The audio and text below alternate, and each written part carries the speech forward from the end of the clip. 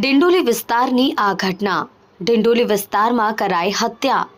ભૂતકાળમાં કાલુ મર્ડરનો આરોપી ગણેશ વાઘની કરાઈ હત્યા. જૂની અદાવતમાં કરાઈ ગણેશ વાઘની હત્યા. સૂત્રો દ્વારા મળતી માહિતી મુજબ ભૂતકાળમાં દેવા નામનો યુવકની હત્યા કરવામાં આવી હતી. જૂની અદાવત રાખી દેવાના ભાઈએ ગણેશ વાઘની હત્યા કરી હોવાની આશંકા વ્યક્ત કરાઈ.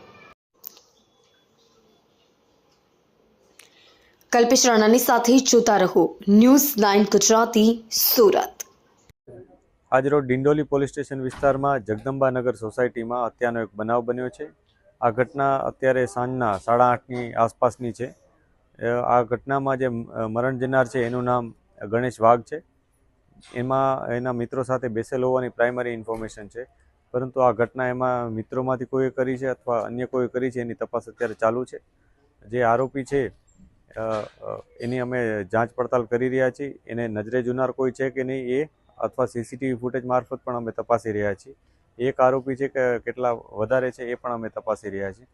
જે પણ માહિતી મળશે એ મુજબ આગળની કાયદેસરની કાર્યવાહી કરવામાં આવશે.